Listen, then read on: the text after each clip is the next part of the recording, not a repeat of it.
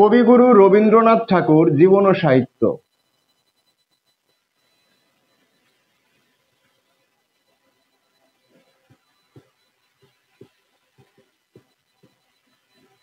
জীবন ও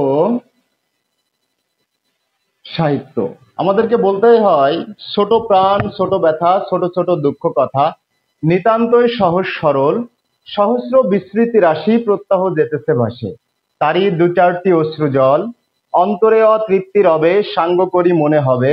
কিন্তু last of all, জীবনের শেষে গিয়ে আমার আপনার সবার একই বিষয় মনে হবে, শেষ হয়েও হইল না শেষ।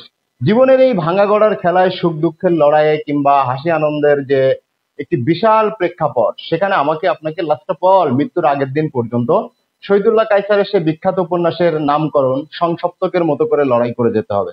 অর্থাৎ যে যোদ্ধা নিশ্চিত পরাজয় জেনেও লড়াইটা চালিয়ে যায়, সেই তো সংসপ্তক।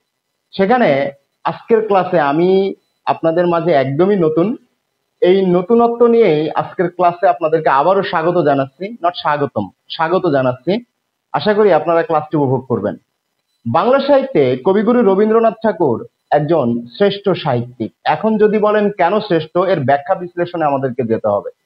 কবিগুরু রবীন্দ্রনাথ ঠাকুর বাংলা সাহিত্যে এমন কিছু নাই যে তিনি দেননি, শুধু মহাকাব্যটুকু লেখেননি। কবিগুরু রবীন্দ্রনাথ ঠাকুরের এই জীবনের বিশাল ভান্ডার নিয়েই আজকে আমাদের আলোচনার প্রেক্ষাপট সাজানো, যেখানে নামকরণ করা হয়েছে কবিগুরু রবীন্দ্রনাথ ঠাকুর জীবন ও সাহিত্য। আমরা কবিগুরু রবীন্দ্রনাথ ঠাকুর অধ্যায়ে প্রবেশ করলেই যে দুইটি প্রশ্নের সম্মুখীন হই, প্রথমত সেটি হলো, বিশেষ করে ইংরেজি সন আর কেউ জানতে চায় না, কবে কোন তারিখে জন্ম মৃত্যু। আমাদের বাংলাটা খুব ভালো করে মনে রাখতে হবে। 25 বৈশাখ 1268 আর 22 শ্রাবণ 1348 কবিগুরু রবীন্দ্রনাথ ঠাকুরের জন্ম মৃত্যু। এছাড়া আমরা ইংরেজি সনটাও জানি যে 1861 আর 1941, 7 মে আর 7 আগস্ট। এটা আমরা মুখস্থ করে নিব। কবিগুরু রবীন্দ্রনাথ ঠাকুর অধ্যায়ে ঢুকলে বিগত বছরে বিভিন্ন সময় বিভিন্ন চাকরির পরীক্ষায় যে প্রশ্নগুলো এসেছে আপনারা জানেন, যে এখানে প্রায় প্রশ্ন হয় কবিগুরু রবীন্দ্রনাথ ঠাকুরের পারিবারিক উপাধি কি। আপনারা জানেন কবিগুরু রবীন্দ্রনাথ ঠাকুরের পারিবারিক উপাধি ছিল কুশারী।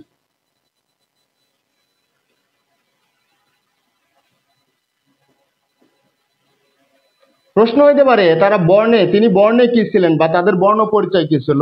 বর্ণে ছিলেন পিরালি ব্রাহ্মণ। এখন কথা হলো আমাদের এখান থেকেই শুরু, পিরালি ব্রাহ্মণ। এখন কেন কবিগুরু রবীন্দ্রনাথ ঠাকুরদেরকে পিরালি ব্রাহ্মণ বলা হয়? আশা করি আপনারা আমাদের লেখা দেখতে পাচ্ছেন এবং ক্লাস বুঝতে পারছেন। যদি ক্লাস কথা শুনতে পান এবং লেখা দেখতে পান, তাহলে একটু আমাদেরকে কমেন্ট করে জানাবেন।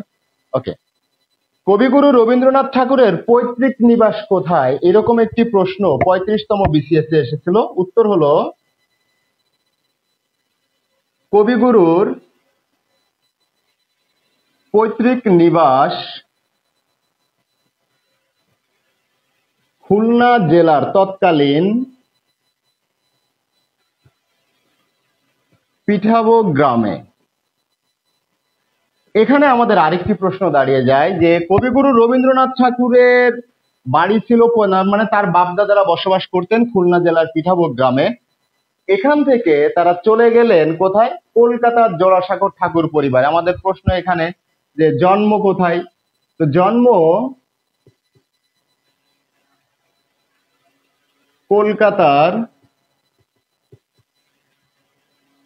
জোড়াসাঁকোর ঠাকুর পরিবারে। এখন খুলনার মানুষ কলকাতা গেলেন কিভাবে, এরকম প্রশ্নও কিন্তু আমাদের সম্মুখে আসতেই পারে যখন আপনারা লিখিত প্রশ্নের উত্তর দিতে যাবেন। আমরা জানি যে তার বাপদাদাদের পৈতৃক নিবাস ছিল খুলনা জেলার পিঠাবো গ্রামে। সেখানে তারা কিন্তু জাত ব্রাহ্মণ ছিলেন। কথিত আছে বা লোকে বলে, লোকমুখে প্রচলিত বিভিন্ন সমালোচনা কিংবা গ্রন্থে উল্লেখ আছে যে কোনো এক মুসলিম পরিবারের বিবাহ অনুষ্ঠানে গিয়েছিলেন তাদের পূর্বপুরুষেরা, কিংবা হয়তো কেউ গিয়েছিলেন। যাওয়ার পরে ব্রাহ্মণ জাত প্রশ্ন তুললো, যেহেতু মুসলিম পরিবারের বিবাহ অনুষ্ঠান, ওখানে গোমাংস রান্না হয়েছে। কেউ বলেন তারা গোমাংস খেয়েছিলেন, কেউ বলেন গোমাংস খান বা না খান, গোমাংসের স্বাদ বা স্মেল, ধোঁয়াটা তো ভেতরে গিয়েছিল। আবার কেউ বলেন এক ঘটে জল খেয়েছিলেন। ফলে তৎকালীন সময়ের এই খুলনা জেলার পিঠাভোগ গ্রামের ব্রাহ্মণ সমাজ কবিগুরু রবীন্দ্রনাথ ঠাকুরের ওই পূর্বপুরুষদেরকে ব্রাহ্মণ সমাজ থেকে আলাদা করে দিয়েছিলেন। এক কথায় আমরা বলতে পারি পিরালি ব্রাহ্মণ তারাই যারা ব্রাহ্মণ সমাজ থেকে চ্যুত বা বিচ্যুত হয়েছিল বা যাদেরকে বের করে দেওয়া হয়েছিল। ফর দ্যাট আমাদের কবিগুরু রবীন্দ্রনাথ ঠাকুরদের বর্ণ পরিচয় হলো পিরালি ব্রাহ্মণ, অর্থাৎ জাতভ্রষ্ট ব্রাহ্মণ। এই জাতভ্রষ্ট ব্রাহ্মণ সমাজ পরবর্তীতে আর খুলনা জেলাতে তাদের স্থায়ী বসবাস করেনি বা বসতি স্থায়ী করেনি। তারা পাড়ি জমিয়েছিল ওই পাশেই কলকাতায়, কলকাতার জোড়াসাঁকোতে। এবং কলকাতার জোড়াসাঁকোতে তারা বিখ্যাত ঠাকুর পরিবার স্থাপন করেছিল। একটা প্রশ্ন প্রায় আসে যে বাংলা সাহিত্য বা জ্ঞান বিজ্ঞানে ভারতবর্ষের উন্নতির পেছনে ঠাকুর পরিবারের গুরুত্ব বা ভূমিকা বর্ণনা করো। সেখানে আমরা প্রিন্স দ্বারকানাথ ঠাকুরের নাম শুনেছি। এখন প্রশ্ন হতে পারে প্রিন্স দ্বারকানাথ ঠাকুরকে। এই প্রিন্স দ্বারকানাথ ঠাকুর কবিগুরুর পিতামহ, অর্থাৎ তার দাদা প্রিন্স দ্বারকানাথ ঠাকুর, এবং তার দাদি Digambari Devi, not Kadambari Devi. Remember it please, Digambari Devi দাদি। ভারতবর্ষের চিকিৎসা বিজ্ঞান নিয়ে যদি কেউ কথা বলে থাকেন সর্বপ্রথম তৎকালীন সময়ে দাঁড়িয়ে, তাহলে আমরা বলবো সেই মানুষটির নাম হলো প্রিন্স দ্বারকানাথ ঠাকুর। তিনি এই ভারতবর্ষের চিকিৎসা বিজ্ঞানের প্রসারের জন্য সেই সময়ে কাজ করেছিলেন, যার বাস্তব ফল আজকে আমরা উপভোগ করছি। চিকিৎসা বিজ্ঞানের এত ব্যাপক প্রসার এবং এতটা উন্নতি মেডিকেল সায়েন্সের, সেখান থেকে এই কবিগুরু রবীন্দ্রনাথ ঠাকুরের পিতা মহর্ষি দেবেন্দ্রনাথ ঠাকুর, মহাযোগ ঋষি মহর্ষি দেবেন্দ্রনাথ ঠাকুর, তিনি ব্রাহ্ম সমাজের ধারক বাহক ছিলেন।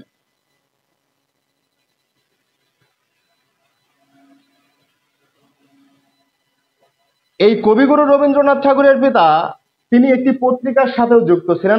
আপনারা জানেন তত্ত্ববোধিনী পত্রিকার নাম শুনেছেন।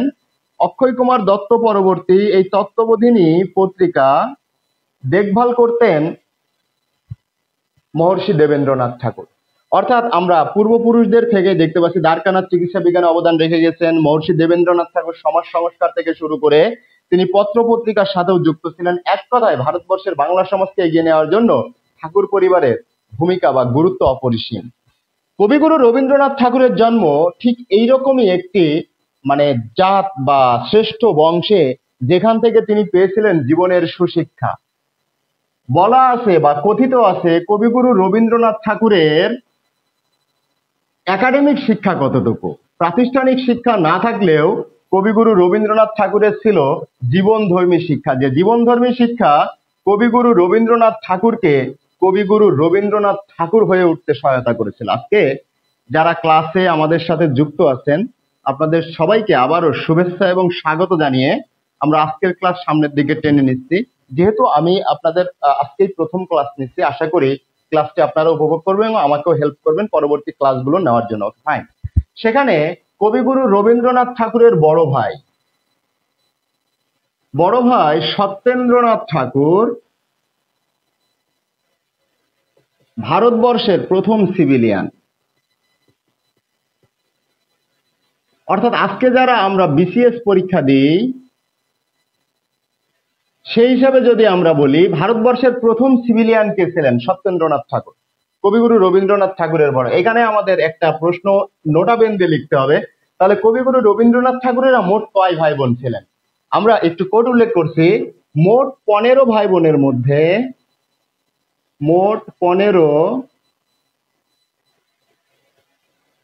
বোনের মধ্যে তিনি সন্তান হিসেবে ছিলেন 14তম, পিতামাতার সন্তান হিসেবে 14তম, এবং পুত্র হিসেবে ছিলেন 8ম। এখন অনেকে প্রশ্ন করতে পারেন যে আজকাল কেন রবীন্দ্রনাথ তৈরি হয় না বা আজকাল কেন বাংলা সাহিত্যে রবীন্দ্রনাথের মতো কাউকে পায় না? সেখানে আমাদের উত্তরটা খুব একদম ট্রান্সপারেন্ট আর ক্লিয়ার। আমরা বলতে পারি যে আজকাল তো 15 ভাই বোনে নাই। কবিগুরু রবীন্দ্রনাথ ঠাকুরের এই 15 ভাই বোনের মধ্যে তার অবস্থান ছিল সন্তান হিসেবে 14তম ভাই বোনের মধ্যে, আর শুধু পুত্র হিসেবে ছিল অষ্টম। এক কথায় আমরা বলতে পারি কবিগুরু রবীন্দ্রনাথ ঠাকুরই ছিলেন ওই পরিবারের সবচেয়ে আদরের এবং একদম পেছনের সারির, অর্থাৎ বাবা মার একদম শেষের দিককার সন্তান। সেই হিসাবে কবিগুরু পেয়েছিলেন তার ব্যক্তি জীবনে বাবা মা এবং বড় ভাইদের এক রাশ ভালোবাসা। যে ভালোবাসা কবিগুরুকে কিছুটা জীবন থেকে বেখেয়ালি করে আবার পুরোপুরি জীবনের ট্রাকে ফিরিয়ে নিয়ে এসে সুশিক্ষা অর্জনের সহায়তা করেছিল। আমরা আবারও বলছি কবিগুরু রবীন্দ্রনাথ ঠাকুরের মানে প্রাতিষ্ঠানিক শিক্ষা ছিল না, এজন্য প্রায় বলা হয় স্কুল পালালেই রবীন্দ্রনাথ হওয়া যায় না। রবীন্দ্রনাথ হতে গেলে কি লাগে? রবীন্দ্রনাথ হতে গেলে যেটি লাগে সেটি হলো রবীন্দ্রনাথের পুরো জীবন যদি আমরা বিশ্লেষণ করি, সেখানে আমরা দেখতে পাই রবীন্দ্রনাথের জীবন জুড়ে আছে একরাশ দুঃখ কষ্টের বিশাল কাহিনী, পাশাপাশি আছে তার জীবনে কিছু সুখভোগ। এই দুঃখ কষ্টের সাথে সারথি হয়ে যারা চলেছেন তারাই কিন্তু জীবনের প্রকৃত তত্ত্ব উদ্ধার করতে সক্ষম হয়েছেন। জীবনে দুঃখ না আসলে কখনো সুখের স্বাদ উপভোগ করা যায় না। ফর দ্যাট আমরা আবার বলছি রবীন্দ্রনাথ বাংলা সাহিত্যে এত কিছু লিখেছিলেন তার জীবনে প্রাপ্ত দুঃখ এবং কষ্ট থেকে। আজকে আমরা সেই রবীন্দ্রনাথকে নিয়ে আলোচনা করছি। খুব অল্প বয়সে রবীন্দ্রনাথ হারিয়েছিলেন তার মাকে। কবিগুরু রবীন্দ্রনাথ ঠাকুরের বয়স যখন মাত্র 7 বছর, সেই 7 বছর বয়সে এই মা হারা সন্তান রবীন্দ্রনাথ ঠাকুর, আবারও বলছি রবীন্দ্রনাথ ঠাকুর, মা হারা কখনো আমরা বলছি না, যে 7 বছর যখন রবীন্দ্রনাথ ঠাকুরের বয়স তখন ঠাকুর পরিবারে একটি মিরাকল কাহিনী ঘটে যায়। অর্থাৎ রবীন্দ্রনাথ ঠাকুরের বড় ভাই জ্যোতিরিন্দ্রনাথ ঠাকুরকে বিয়ের পিঁড়িতে বসতে হয় এবং এই বিয়ের পিঁড়িতে বসার পরে আপনারা জানেন যে জ্যোতিরিন্দ্রনাথ ঠাকুর ভারতবর্ষের প্রথম সুদর্শন পুরুষ, সুশিক্ষিত পুরুষ, যিনি লগ্নভ্রষ্ট হয়েছিলেন। এই লগ্নভ্রষ্ট হয়েছিলেন বলার আগে আমাদের বলতে হবে তাকে লগ্নভ্রষ্ট হওয়ার পর থেকে বাঁচানো হয়েছিল এক মহিষী নারীকে দিয়ে, অর্থাৎ কাদম্বরী দেবীর সাথে তার বিয়ে দেওয়া হয়েছিল। এই কাদম্বরী দেবী ছিলেন কবিগুরু রবীন্দ্রনাথ ঠাকুরের, অর্থাৎ তাদের বাড়ির, অর্থাৎ ঠাকুর বাড়ির একজন আমরা বলতে পারি কাজের লোকের মেয়ে। এই কাজের লোকের মেয়েকে তড়িঘড়ি করে ধরে বেঁধে নিয়ে এসে বিয়ের পিঁড়িতে বসানো হয়েছিল। এখন অনেকে প্রশ্ন তুলতে পারেন, তাহলে এই কাদম্বরী দেবীর সাথে কেন জোর করে তাকে বিয়ে দেওয়া হলো, কিংবা কেন নিরুপায় হয়ে বিয়ে দেওয়া হলো? আমরা আগেই বলেছি রবীন্দ্রনাথটা ছিলেন পিরালি ব্রাহ্মণ। যে সম্ভ্রান্ত ব্রাহ্মণ পরিবারের মেয়ের সাথে জ্যোতিরিন্দ্রনাথ ঠাকুরের বিয়ে জুড়েছিল, তারা হয়তো বিষয়টি পরবর্তীতে জেনে বিয়েতে অস্বীকৃতি জ্ঞাপন করেছিলেন। এজন্যই রবীন্দ্রনাথের বড় ভাই জ্যোতিরিন্দ্রনাথ ঠাকুরকে বাধ্য হয়েই বিয়ে দেওয়া হয়েছিল কাদম্বরী দেবীর সাথে। কাদম্বরী রাজি ছিল কি ছিল না সেটি কিন্তু মুখ্য নয়, মুখ্য হলো ঠাকুর বাড়ির সম্মান রক্ষা। আমরা আবারও বলছি ঠাকুর বাড়ির সম্মান রক্ষার্থে এই জ্যোতিরিন্দ্রনাথ ঠাকুরের সাথে বিয়ে দেওয়া হয়েছিল কাদম্বরী দেবীকে। এই কাদম্বরী দেবী আবারও বলছি এই ঠাকুর বাড়ির কাজের লোকের মেয়ে এবং জ্যোতিরিন্দ্রনাথ ঠাকুরের স্ত্রী। কাদম্বরী দেবীর বয়স 9 বছর আর রবীন্দ্রনাথের বয়স 7 বছর। 7 বছর বয়সে রবীন্দ্রনাথ 9 বছরের কাদম্বরীকে বৌঠান হিসেবে পান। এটি ছিল তার জীবনের একটি সেরা উপহার।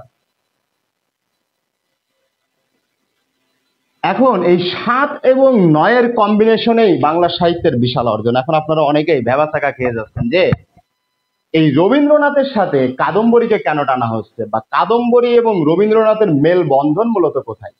আপনারা যারা যুক্ত আছেন আমি সবাইকে আবারও কংগ্রাচুলেশন জানাচ্ছি, সালাম জানাচ্ছি, স্পেশাল আবারও থ্যাঙ্কস জানাচ্ছি আমাদের মাহবুদুল স্যারকে যে এত সুন্দর একটি প্ল্যাটফর্ম তৈরি করার জন্য। যে আসলে এখন তো অনলাইনে কেউই ডিটেলস ক্লাস দিতে চায় না, সবাই এরকম মানে মনে করেন যে এক একটা শর্ত জুড়ে দেয়। সেখান থেকে স্যার যে উদ্যোগ নিয়েছেন এটি অবশ্যই প্রশংসনীয় একটি উদ্যোগ এবং এই উদ্যোগে আপনারা যারা সাড়া দিয়েছেন আপনারা অবশ্যই মহান মনের মানুষ এবং আপনারা আমাদের সাথে থাকবেন শেষ পর্যন্ত।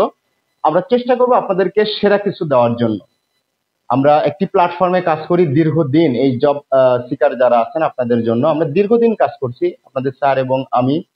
যদিও আসলে আপনাদেরকে বলাই উচিত যে আমরা একটি বিশেষ প্ল্যাটফর্ম থেকে এসেছি, যে প্ল্যাটফর্ম থেকে আসলে আমরা নিজেকে শিক্ষক হিসেবে তৈরি করেছি প্রতিনিয়ত। আর পড়ার টেবিলকে আজ অবধি সঙ্গী করে রেখেছি। আমরা আবারও ফিরে যাচ্ছি টপিকে।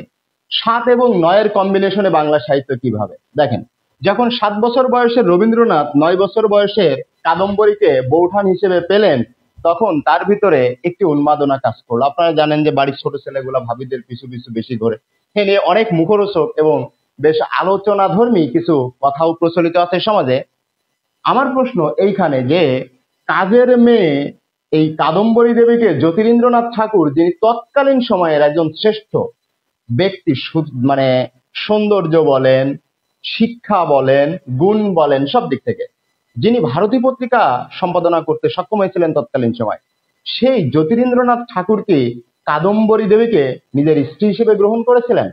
সেই প্রশ্নের উত্তর খুব সোজা, তিনি গ্রহণ করেননি। ফলে কাদম্বরী হয়েছিল জ্যোতিরিন্দ্রনাথ ঠাকুরের উপেক্ষিত স্ত্রী। এই উপেক্ষা, অবহেলা কাদম্বরী যতটুকু না সয়ে নিয়েছিল, তার থেকেও বেশি বরণ করে নিয়েছিলেন এই কবিগুরু রবীন্দ্রনাথ ঠাকুর। অর্থাৎ জ্যোতিরিন্দ্রনাথ ঠাকুরের উপেক্ষিত স্ত্রী কাদম্বরী হয়ে উঠেছিলেন রবীন্দ্রনাথ ঠাকুরের বাল্য সখী। অর্থাৎ এই বাল্য সখী এবং সখা, তাদের সম্পর্কে আমাদেরকে অবশ্যই কিছু বলতে হবে। ৭ বছর বয়স আর ৯ বছর বৌঠানের আসল ধরে ঘুরে বেড়ান রবীন্দ্রনাথ ঠাকুর। হাসতে খেলতে উঠতে বসতে তাদের একটি সম্পর্ক তৈরি হয়, যে সম্পর্ক একসময় বন্ধুত্বের রূপ নেয়। হঠাৎ করে কোনো এক সময় ওই বাড়িতে আগমন ঘটে বাংলা সাহিত্যের একজন কালজয়ী সাহিত্যিকের। আমাকে একটি ভাইবা বোর্ডে প্রশ্ন করা হয়েছিল যে রবি উদিত হওয়ার আগে কোন পাখি ডেকেছিল। এখন এই প্রশ্নের উত্তর অনেকে যদি ভাবতে পারেন, রবি উদিত হয় সকালে, মানে একদম ভোরবেলা, ভোর পার হওয়ার পরে প্রভাত বেলা রবি উদিত হয়। এখন ভোরবেলা রবি উদিত হওয়ার আগে কোন পাখি ডাকে? আশা করি আপনারা গেস করে ফেলেছেন। বাংলা সাহিত্যে একজন সাহিত্যিক আছেন যাকে বলা হয় ভোরের পাখি, যিনি রবীন্দ্রনাথ ঠাকুরই তার নামকরণ করেছিলেন। আমরা বলছি বিহারীলাল চক্রবর্তীর কথা। বাংলা গীতি কবিতার শ্রেষ্ঠ কবি জনক যাই বলেন না কেন, যে উপাধিতেই ভূষিত করেন না কেন, এই বিহারীলাল চক্রবর্তীকে বলা হয় ভোরের পাখি। আর বাংলা সাহিত্যের রবি বা সূর্য খ্যাত কবিগুরু রবীন্দ্রনাথ ঠাকুর। এমনি এমনি রবীন্দ্রনাথ ঠাকুরকে নিয়ে এত আলোচনা হয় না। প্রত্যেকটি মানুষের কিছু নেগেটিভ দিক থাকবে, কিন্তু তার ইতিবাচক দিক নিয়ে আলোচনা করাও বা তুলে ধরা, ইতিবাচক দিককে স্যালুট করা, সম্মান করাটাও আমার আপনার নৈতিক কর্তব্য। দেখেন, যদি আমরা রবীন্দ্র ভান্ডার বাংলা সাহিত্য থেকে বাদ দিই, তাহলে বাংলা সাহিত্য অনেকাংশেই শূন্য হয়ে যায়। সেখানে রবীন্দ্রনাথ ঠাকুরকে বাংলা সাহিত্যের রবি এবং ভোরের পাখি হিসেবে খ্যাত বিহারীলাল চক্রবর্তী। বিহারীলাল এবং জ্যোতিরিন্দ্রনাথ ঠাকুর খুব ঘনিষ্ঠ বন্ধু ছিলেন। ফলে ওই বাড়িতে, ঠাকুর বাড়িতে কোনো এক সময় বিহারীলালের আগমন ঘটলো। বিহারীলাল এই কাদম্বরীকে দেখে প্রণয়াসক্তই হন আর যাই হন, কাদম্বরীকে উদ্দেশ্য করে কবিতা লিখতে থাকলেন, যে কবিতাগুলো, যে হাস্যরসের ছেলে খেলাগুলো আজকে বাংলা সাহিত্যের শ্রেষ্ঠ গীতি কবিতা। কোনো এক সময় কাদম্বরী ওই কবিতা পড়তে পড়তে প্রেমে পড়েন অথবা না পড়েন, রবীন্দ্রনাথকে একদিন বলে ফেললেন, ঠাকুরপো, তুমি কি বিহারীর মতো করে লিখতে পারো না? রবীন্দ্রনাথের বয়স তখন মাত্র ৮ বছর।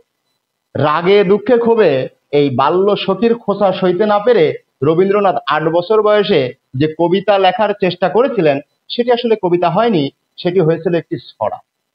কিন্তু কবিতা হয়েছিল। কখন হয়েছিল? সেক্ষেত্রে আমাদেরকে এবার দেখাতে হবে রবীন্দ্রনাথের সর্বপ্রথম রচনাবলী কি কি ছিল, বা কোন কোন রচনা দিয়ে কবিগুরু রবীন্দ্রনাথ ঠাকুর বাংলা সাহিত্যে এসেছিলেন।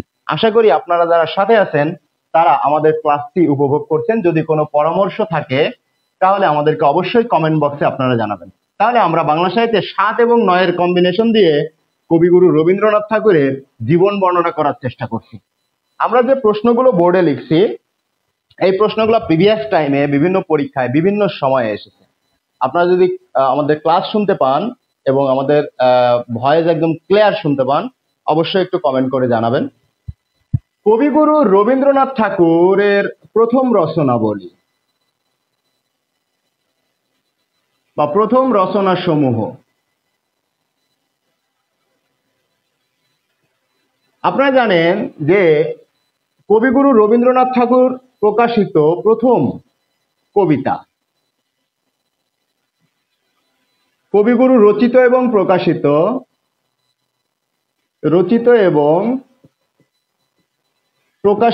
প্রথম কবিতা কি? প্রশ্ন হতে পারে। এক্ষেত্রে আমাদের জন্য উত্তর একদম সোজা সাপটা উত্তর, যে হিন্দু মেলার উপহার।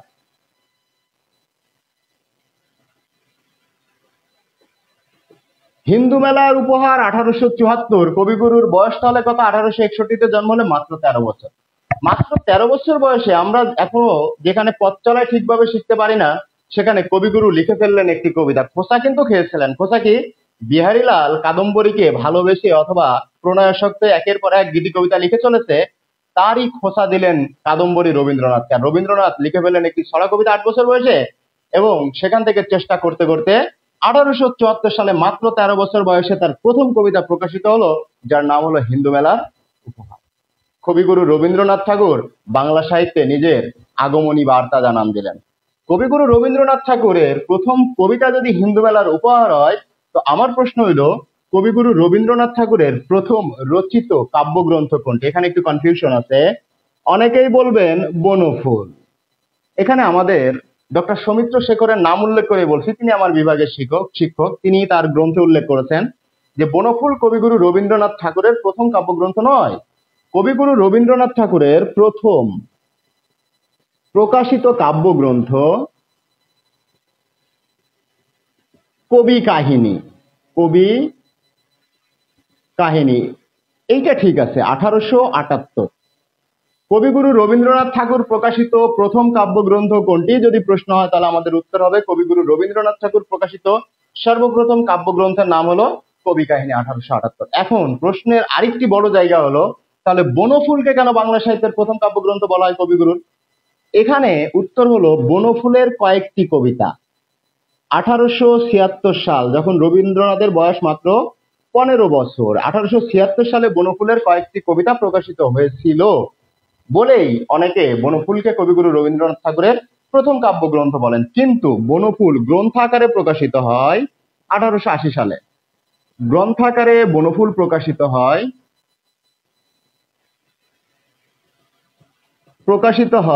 1880 সালে। তাহলে 1880 আগে না 1878 আগে, আশা করি আপনারা বুঝতে পেরেছেন।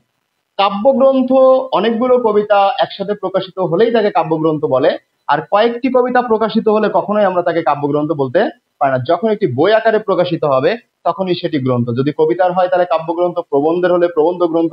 সে অর্থে আমরা বলছি কবিগুরু রবীন্দ্রনাথ ঠাকুরের প্রথম প্রকাশিত কবিতা হলো হিন্দু মেলার উপহার, আর প্রথম প্রকাশিত কাব্যগ্রন্থ হলো কবি কাহিনী। তথ্যসূত্র ডক্টর সৌমিত্র শেখরের বাংলা ভাষা ও সাহিত্য জিজ্ঞাসা বই। এছাড়াও বাংলা সাহিত্যের ক্ষেত্রগুপ্ত স্যারের বাংলা সাহিত্যের ইতিহাস বইটাও আপনারা পড়তে পারেন, সেখানে আপনারা এই তথ্যগুলো একদম সুন্দরভাবে পেয়ে যাবেন। ওকে, আমরা ফিরে আসছি। কবিগুরু রবীন্দ্রনাথ ঠাকুরের প্রথম কাব্যগ্রন্থ যদি কবি কাহিনী হয়, প্রথম কবিতা যদি হিন্দু মেলার উপহার হয়, কবিগুরু রবীন্দ্রনাথ ঠাকুরের প্রথম ছোট গল্প কোনটি?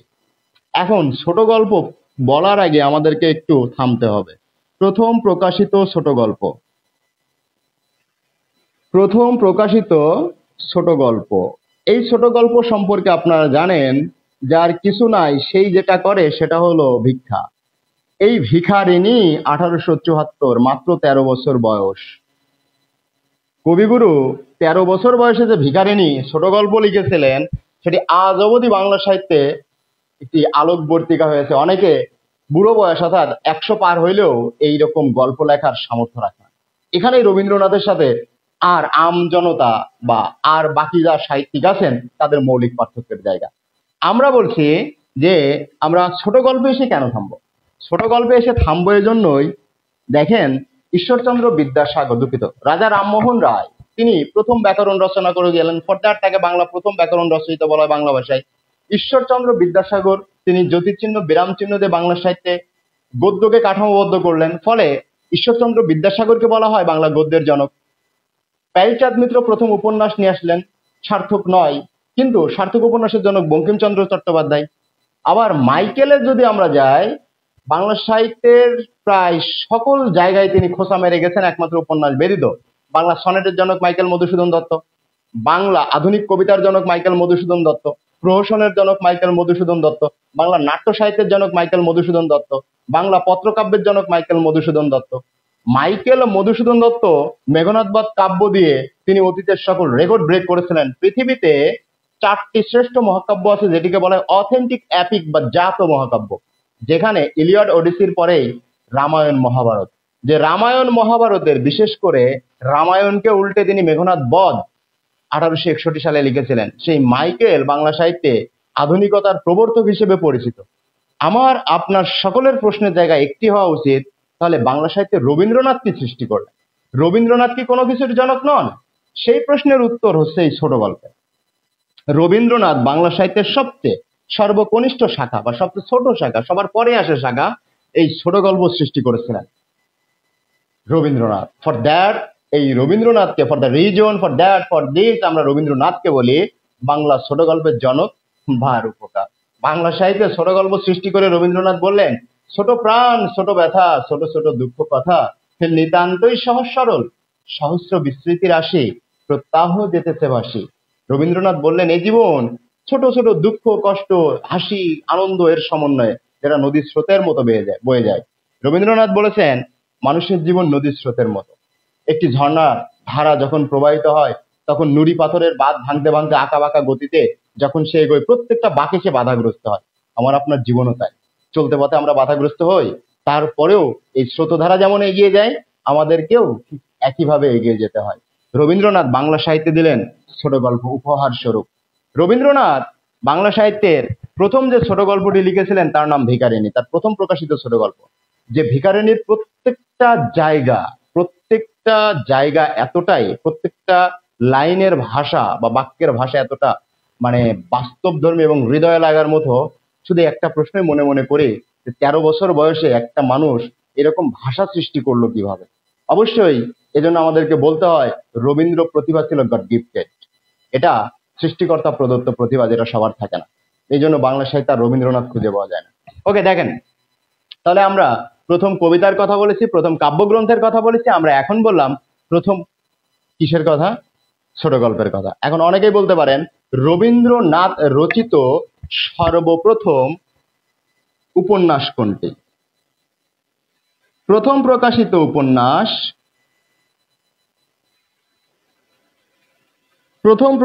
উপন্যাস, বউ ঠাকুরানীর হাট। বউ ঠাকুরানীর হাট কবিগুরুর প্রথম প্রকাশিত উপন্যাসের নাম বউ ঠাকুরানীর হাট। এটা হলো 1883। এই 1883 সালে কবিগুরু রবীন্দ্রনাথ ঠাকুর তার বউ ঠাকুরানীর হাট এই উপন্যাসটি লিখেছিলেন, যেটি বাংলা সাহিত্যে আজ অবধি অনেকের কাছেই সংশয় সৃষ্টি করে, দ্বিধা সৃষ্টি করে। সেক্ষেত্রে আমাদের একটু গল্প আবার করেই নিতে হবে। রবীন্দ্রনাথ তো স্কুল থেকে চলে আসতো, স্কুল পাড়ায় চলে আসতো, বউঠানের কাছে সবসময় ঘুরতো। দুপুর বেলায় পড়ন্ত বিকেল নাই, সন্ধ্যা নাই, কিংবা সকালের সাজে, যাই বলেন না কেন, সকাল সাজে রবীন্দ্রনাথ থাকতো এই কাদম্বরীর কাছে। আর কাদম্বরীর খোঁচায় লিখে চলতো বাংলা সাহিত্যের একের পর এক রচনা। এই বেয়ারা রবীন্দ্রনাথ ঠাকুরকে পড়ালেখায় আরেকটু মনোযোগী করার জন্য 1878 সালে ধরে বেঁধে তাকে জাহাজে তুলে দেওয়া হলো বিলেতের উদ্দেশ্যে। প্রশ্ন হতে পারে, রবীন্দ্রনাথ প্রথম বিলেত যাত্রা করেছিলেন কত সালে? এই প্রশ্নের সঠিক উত্তর হলো, রবীন্দ্রনাথ বিলেত গমন করেছিলেন 1878 সালে। আপনারা একটু এই নোটগুলা করে রাখবেন, এগুলা মানে খুবই ক্লিয়ার একদম, মানে এবং ট্রান্সপারেন্ট, যেগুলো বহুবার আমি বিভিন্ন জায়গায় বলেছি, এগুলাতে কোনো সংশয় আপাতত নাই। কবিগুরু 1878 সালে উচ্চ শিক্ষার জন্য 1878 সালে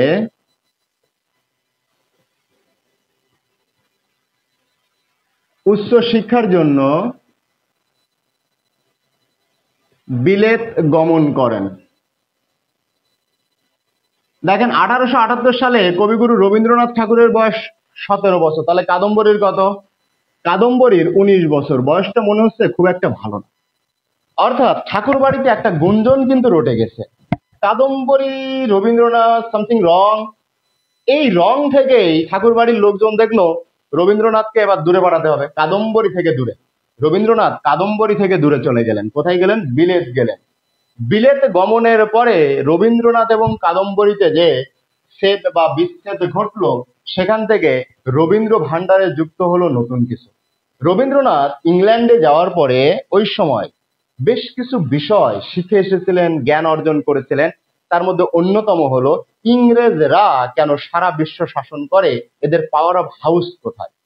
সেখানে তিনি দেখলেন এদের পাওয়ার অফ হাউস হলো ন্যাশনালিজম।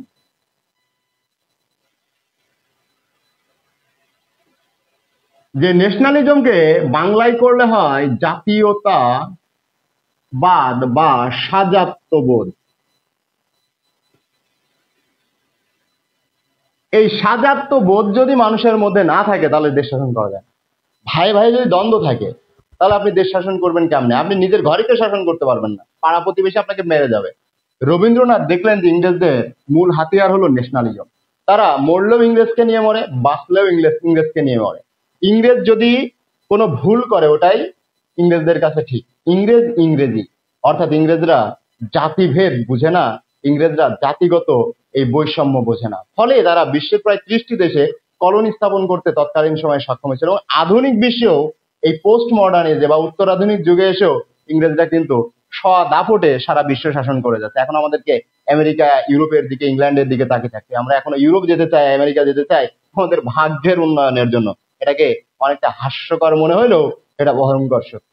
কবিগুরু রবীন্দ্রনাথ ঠাকুর এদের কাছ থেকে শিখলেন এই জাতীয়তাবাদ। তিনি ওই সময় একটি অনুষ্ঠানে বল নাচ নাচতে গিয়ে একটি রমণীর সাথে পরিচিত হয়েছিলেন, তাকে নিয়েও লেখালেখি করেছিলেন। এই লেখালেখি করতে গিয়ে ইংল্যান্ডে থেকে বিভিন্ন কিছু শিখে কিছুদিনের মধ্যে তার মনে হলো, আমি তো আমার কাদম্বরীকে রেখে এসেছি সেই ভারতবর্ষের কলকাতায় এক কোণে রেখে এসেছি। ইংল্যান্ডে বেশি দিন থাকেননি কবিগুরু রবীন্দ্রনাথ ঠাকুর। তিনি ফিরে আসলেন। কোথায় ফিরে আসলেন? নিজের দেশে, অর্থাৎ আবারও কলকাতায় তার আগমন ঘটলো ঠাকুর বাড়িতে।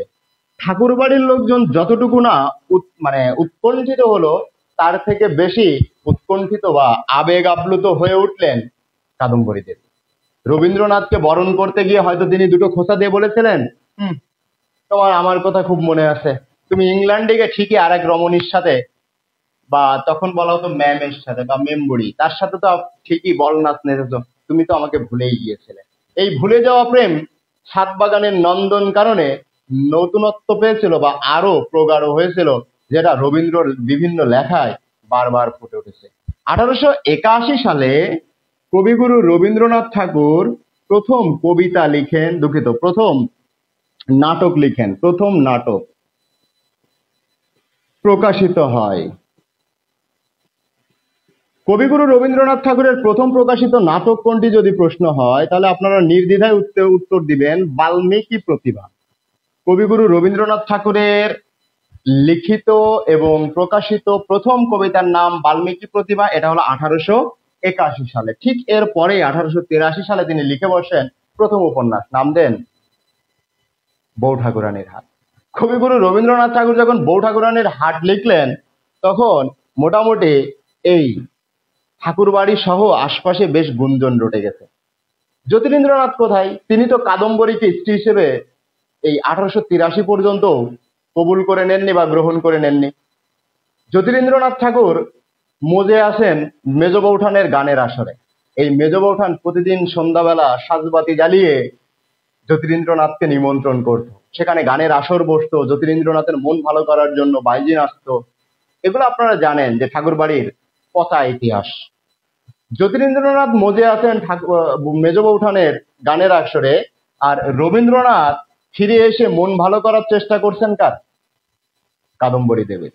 কাদম্বরী দেবীর সাথে তার এই মাঝপথের চলার যে ভাঙন, সেটা এই মান অভিমানের গল্প শেষ হয়ে যখন একটি পরিণতির দিকে এগিয়ে যাচ্ছে, যে পরিণতিকে আমরা খুব একটা শুভ পরিণতি বলতে পারি না, অর্থাৎ 1883-তে রবীন্দ্রনাথের বয়স 22 বছর এবং কাদম্বরীর বয়স অবভিয়াসলি 24 বছর। কম্বিনেশনটা আপনারা একটু দেখেছেন, যেটা নিয়ে অনেক মুখরোচক গল্প আছে।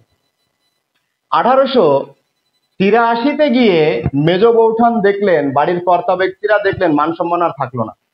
ঠাকুর বাড়ির বউ, ঝি, কাজের লোক সবার মুখে মুখে ঠাকুর বাড়ির মান সম্মান গেল, রবীন্দ্রনাথ কাদম্বরী মান সম্মান ডুবালো, বা শুনেছিস বা শুনেছো এই হয়েছে।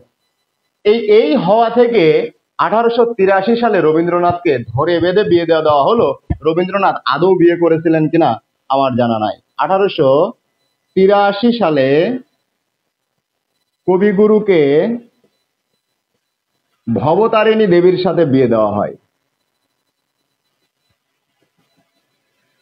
ভবতারিণী দেবীর সাথে বিয়ে দেয়া হয়। এখন প্রশ্ন হইল, বিয়ে দেয়া হয় কেন বললাম? কারণ তিনি আসলে বিয়ে করতে চেয়েছিলেন কিনা এ নিয়েও অনেক সংশয় আছে। তবে কথিত আছে খুলনার মেয়ে ভবতারিণী দেবী, প্রশ্ন হইতে পারে ভবতারিণী দেবীর বাসা কোথায় ছিল? খুলনা জেলায়। খুলনার মেয়ে ভবতারিণী দেবীর সাথে প্রণয়াসক্ত হয়েছিলেন কবিগুরু রবীন্দ্রনাথ ঠাকুর। এবং এই যে রবীন্দ্রনাথের বিবাহ, এটি কি কাদম্বরী মেনে নিতে পেরেছিলেন? এখন সাজবাতিতে আলো জলে মেজ বৌঠানের গানের আসরে যেখানে আছেন জ্যোতিরিন্দ্রনাথ ঠাকুর, কাদম্বরী থাকা অবস্থায় তিনি তো আর বউ নন, তিনি বৌঠান। কাদম্বরী দেবীকে রবীন্দ্রনাথ ঠাকুর ভালোবেসে ডাকতেন নতুন বৌঠান নামে। আর এই রবীন্দ্রনাথকে কাদম্বরী ডাকতেন প্রাণের রবি বলে। সেখান থেকে যখন ভবতারিণী দেবী আসলেন, তখন থার্ড পার্টির আগমনে রবীন্দ্রনাথ এবং কাদম্বরীর ভাঙনের সর্বোচ্চ রূপ প্রকাশিত হলো 1884 সালে। 1884 সালে এই দুই জায়গায় আলো জ্বলছে রবীন্দ্রনাথের ঘরে, মাঝে মধ্যে অফ হচ্ছে কি আলো জ্বলছে, হয়তো তাদের প্রণয়ের গল্প নতুন সুরে বেজে উঠছে। শুধু আলো নাই কাদম্বরীর ঘরে। কাদম্বরী প্রতিদিন দ্বার রুদ্ধ করে কেঁদে বুক ভাসান, খেয়ে না খেয়ে দুঃখ এবং যাতনাকে হৃদয়ে চেপে যে বাল্য সখা হিসেবে রবীন্দ্রনাথকে পেয়েছিলেন, জ্যোতিরিন্দ্রনাথের উপেক্ষা যিনি ভুলিয়ে দিয়েছিলেন, সেই রবীন্দ্রনাথের নতুন সঙ্গী বা জীবন সঙ্গীর আগমনকে খুব একটা স্বাভাবিকভাবে নিতে পারে নাই কাদম্বরী দেবী। তিনি আত্মহত্যা করলেন 1884 সালে। 1884 সালে কাদম্বরী দেবী আত্মহত্যা করেন। অ্যামাজিং হইলেও সত্য, কাদম্বরী দেবী একদিন সন্ধ্যাবেলা 84-তে আত্মহত্যা করার আগ মুহূর্তে দ্বার রুদ্ধ করলেন, একটি ডায়েরি নিয়ে বসলেন, লিখলেন জীবনের পাওয়া না পাওয়ার গল্প। যে আমি তো জ্যোতিরিন্দ্রনাথের বউ হইতে চাই নাই, কেন আমাকে ঠাকুর বাড়িতে সেদিন নিয়ে আসার জন্য জ্যোতির বউ করা হলো, কেন আমাকে ঠাকুর বাড়ির মান সম্মান রক্ষা করার জন্য বলি দেওয়া হলো। তিনি লিখে চললেন, চোখের জলে বুক ভাসিয়ে তিনি লিখলেন একরাশ দুঃখ বেদনার গল্প, যেটি কাদম্বরীর সুইসাইড নোট হিসেবে আপনারা ইউটিউবের ওয়ালে খুঁজলেই পাবেন। প্রায় 2 ঘন্টা এই সুইসাইড নোট প্লে করলে, লেট নাইটে প্লে করবেন, প্লে করে আপনার ইয়ারফোন কানের মধ্যে দিয়ে প্লে করে চোখ বন্ধ করে শুনবেন যে একটা মানুষের ভেতরের কতটা দুঃখ তিনি লিখে গেছেন শুধু একটি ডায়েরির নোট হিসেবে। কাদম্বরী আত্মহত্যা করলেন, তাকে বাঁচানোর জন্য দ্বার ভাঙা হলো। 4 জন বাঙালি ডাক্তারের সাথে ইংরেজ ডাক্তারও আসলো, কিন্তু শেষ অবধি কাদম্বরীর পালসকে আর রিস্টার্ট করা গেল না, কাদম্বরীর হার্ট অফ হয়ে গেল, কাদম্বরী চলে গেলেন দুনিয়া ছেড়ে। রবীন্দ্রনাথ তখন চোখের জল মুছে লিখলেন, কাদম্বরী মরিয়া প্রমাণ করিল সে মরে নাই। সে যে মরে নাই এটি বাংলা সাহিত্যে আজও জাগরিত, বা আজও বাংলা সাহিত্য সেই সাক্ষ্য বহন করে।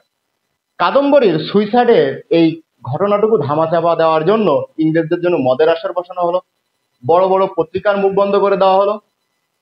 কাদম্বরী নীরবে নিভৃতে হারিয়ে গেলেন এই পৃথিবী থেকে, আর রেখে গেলেন রবীন্দ্রনাথের হৃদয়ের মাঝে এক রাস স্মৃতির পাহাড়, যেখান থেকে রবীন্দ্রনাথের সাহিত্য ভান্ডার সৃষ্টি। প্রশ্ন এখানে অনেকেই বলে যে রবীন্দ্রনাথ কাদম্বরী আত্মহত্যার পরে তো সমস্ত নথিপত্র পুড়িয়ে দেওয়া হয়েছিল, তাহলে কাদম্বরী সুইসাইড নোট যেটা লিখেছিলেন এটা রক্ষা করেছিল কে?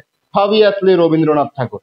রবীন্দ্রনাথ ঠাকুর কাদম্বরীর এই সুইসাইড নোটটি রেখে দিয়েছিলেন, যার ফলে আজকে ইউটিউবের ওয়ালে এরকম দারুণ লোমহর্ষক একটি ভিডিও আমরা পাই। কাদম্বরী যখন 84-তে মারা গেলেন, তখন রবীন্দ্রনাথ পুরোপুরি স্তব্ধ হয়ে গেলেন। এবার তিনি বুঝলেন দীর্ঘদিনের সঙ্গী এবং বিপদের বন্ধুকে যদি মানুষ আসলে হুট করেই হাত ছেড়ে দেয়, ভুলে যায়, তাকে এতটুকু সান্ত্বনার বাণী না জানিয়ে কিংবা তাকে অবজ্ঞা অবহেলা করে, তাহলে তার অনিবার্য কি বলবো আমরা, পতন চলে আসে। রবীন্দ্রনাথের ঠিক সেরকমই পরিস্থিতি। রবীন্দ্রনাথ একদম স্তব্ধ হয়ে গেলেন। 1884 থেকে শুরু করে 1890 পর্যন্ত রবীন্দ্র ভান্ডার 6 বছরের জন্য নাই বললেই চলে। আপনারা খুঁজে দেখেন, রবীন্দ্রনাথ 1884 পর থেকে 90 পর্যন্ত তেমন কোনো লেখালেখি করেননি। রবীন্দ্রনাথ লিখেছেন সামান্য কয়েকটি পত্র কবিতা লিখেছিলেন। আমরা এখানে উল্লেখ করে দিচ্ছি, কোট করে দিচ্ছি যে রবীন্দ্রনাথ যে পত্রগুলো ওই সময় লিখেছিলেন তার ভ্রাতুষ্পুত্রী, তার বড় ভাইয়ের মেয়ে ইন্দিরা দেবীকে, সেটি মূলত বাংলা সাহিত্যে ছিন্নপত্র নামে পরিচিত, 1912 সালে প্রকাশিত। 1, কাদম্বরীর শূন্যতা নিয়ে এবার রবীন্দ্রনাথ কলম ধরলেন। 1890 সালে তিনি লিখেই ফেললেন মানসী কাব্যগ্রন্থ। মানসী কাব্যগ্রন্থ থেকে তিনি বললেন, তোমার তুমি এবং আমার আমি মিলেই আমার এই আমি সত্তা। তুমিটাকে আমরা মনের অজান্তেই বলতে পারি এই তুমিটা হলো কাদম্বরী দেবী। তিনি বললেন, কাদম্বরী তুমি মরনি, আমি তোমাকে বাঁচিয়ে রাখবো আমার গানে, আমার কথায়, আমার সুরে, আমার গল্পে, আমার ছন্দে, আমার বিভিন্ন উপন্যাসের চরিত্রে, নাটকের চরিত্রে তুমি কাদম্বরী বেঁচে থাকবে, আমি তোমাকে বাঁচিয়ে রাখবো। ফলে আজকে বাংলা সাহিত্যে এত এত চরিত্রের ভিড়ে অন্তরালে আমরা খুঁজে পাই সেই নীরবে নিভৃতে কাদা কাদম্বরী দেবীকে। কাদম্বরী দেবীর প্রয়াণের পরে 1890 সালে রবীন্দ্রনাথের ফিরে আসা, যেখানে রবীন্দ্রনাথের কাব্যগ্রন্থের সংখ্যা শেষ অবধি হয়ে গিয়েছিল প্রায় 56টি। 56টি কাব্যগ্রন্থে কবিগুরু রবীন্দ্রনাথ ঠাকুর অনেক জায়গায় এই কাদম্বরীকে তুলে ধরেছিলেন। তার বিশেষ বিশেষ কাব্যগ্রন্থের মধ্যে অবশ্যই মানসী, চিত্রা চৈতালি। যখন এই চিত্রা চৈতালিতে আসছি তখন আমাদেরকে একটু ফিরে যেতে হবে সোনাত্তরী কাব্যগ্রন্থে 1894। 1892 সালে মুড অফ হয়ে যাওয়া রবীন্দ্রনাথকে বাড়ির কর্তাবাবুরা ঠেলে বেঁধে পাঠিয়ে দিলেন, দরকার নাই, তুমি আর মুড অফ করে থাকো না, তুমি চলে যাও, তুমি এবার কাজে লেগে যাও। বাড়ির অর্থাৎ পারিবারিক জমিদারি দেখার জন্য তাকে পাঠানো হলো। সর্বপ্রথম তিনি সিরাজগঞ্জের সাজাদপুরে এসেছিলেন এবং সেখান থেকে কুষ্টিয়ার শিলাইদহে, এবং লং টাইম কুষ্টিয়ার শিলাইদহে তিনি অবস্থান করেছেন। এবং আরেকটি জায়গায় বাংলাদেশে তাদের জমিদারি ছিল, সেটা হলো নওগাঁ জেলার প্রতিশর। এবং বাংলাদেশের প্রথম কৃষি ব্যাংক এটা কিন্তু রবীন্দ্রনাথের হাতেই, অর্থাৎ নওগাঁ জেলাতে। এর জন্য তিনি তার জামাইকে ট্রেনিং দিয়েও নিয়ে এসেছিলেন আর্জেন্টিনা থেকে। ওকে, রবীন্দ্রনাথ যখন এই সোনাত্তরী লিখছেন তখন তার অবস্থান কুষ্টিয়া জেলার শিলাইদহে, যে ঠাকুর বাড়ি, ঠাকুর লজ আছে, ওইখানে তিনি থাকতেন। এবং পড়ন্ত বিকালে মন ভার করে দুঃখ ভারাক্রান্ত মন নিয়ে তিনি ওই যে ভাঙা নৌকাটি আপনারা দেখেছেন ঠাকুর বাড়িতে, ওই নৌকায় বসে থাকতেন এবং লিখতেন একের পর এক। হঠাৎ করে একদিন লিখে ফেললেন, গগনে গরজে মেঘ ঘন বরষা, কুলে একা বসে আছি নাহি ভরসা। আবার তিনি বললেন, ঠাই নাই ছোট সে তরি, আমারই সোনার ধানে গিয়েছে ভরি। রবীন্দ্রনাথ লিখলেন এবং শেষ পর্যন্ত বললেন, যাহা ছিল নিয়ে গেল সোনার তরি। রবীন্দ্রনাথের সোনাত্তরী কাব্যগ্রন্থের নাম কবিতাই সোনাত্তরী, যেখানে রবীন্দ্রনাথের ব্যক্তি জীবন দর্শন, মানব জীবন দর্শনের একদম ক্লাইম্যাক্স, চূড়ান্ত রূপ বা সফল বহিঃপ্রকাশ তিনি ঘটিয়েছেন। এজন্য এই সোনাত্তরী কাব্যগ্রন্থকে রবীন্দ্রনাথের জীবনের একটি অনন্য কাব্যগ্রন্থ বলা হয়, যেখানে রবীন্দ্র দর্শন ফুটে উঠেছে। এই রবীন্দ্রনাথের সোনাত্তরী কাব্যগ্রন্থের পরেই তিনি লিখলেন বলাকা কাব্যগ্রন্থ। বলাকা 1910। বলাকা কাব্যগ্রন্থ সম্পর্কে অনেকে আপনারা হয়তো জানেন যারা বাংলা ভাষা সাহিত্যে পড়াশোনা করছেন, যে বাংলা সাহিত্যে বিজ্ঞান নির্ভর কাব্যগ্রন্থ কোনটি, বা সর্বপ্রথম কে বাংলা সাহিত্যে বিজ্ঞান নির্ভর সাহিত্য রচনা করেছিলেন। আমাদেরকে অবশ্যই রবীন্দ্রনাথের কথা বলতে হয়। তিনি এখানে গতিতত্ত্ব, পৃথিবীর সমস্ত কিছু যে চলমান, ইভেন জলবস্তু পর্যন্ত, তাকেও চালানো যায়, কেউ না কেউ চালায়, এই তত্ত্বটি তিনি উপস্থাপন করেছিলেন বলাকা কাব্যগ্রন্থে। আমরা একটি প্রশ্নের সাথে পরিচিত আছি যে বলাকা কাব্যে রবীন্দ্রনাথ ঠাকুরের গতিতত্ত্ব নিয়ে আলোচনা করে।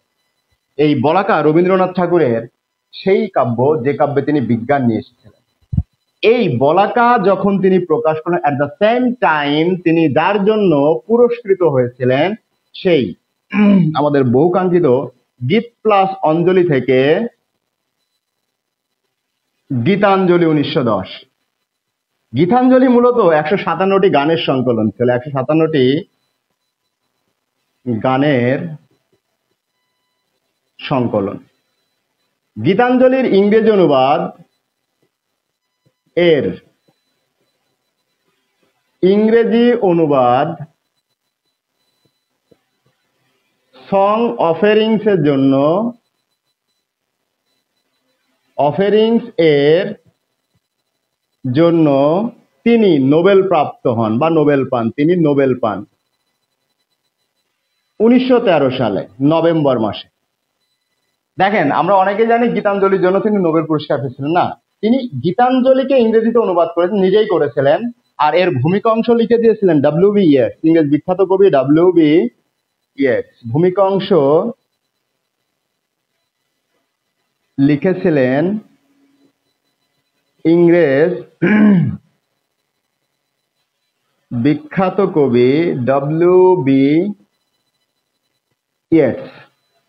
এর কারণে তিনি নোবেল পেয়েছেন। আর বাঙালি কতটা মহৎ দেখেন, যে প্রথম বাঙালি হিসেবে রবীন্দ্রনাথ ঠাকুর নোবেল পুরস্কার পেলেন 1913 সালের নভেম্বর মাসে গীতাঞ্জলির ইংরেজি অনুবাদ সং অফ এর জন্য। আর সেই নোবেলটি শান্তিনিকেতন থেকে চুরি হয়ে গেল 2004 সালে। ভাবা যায়?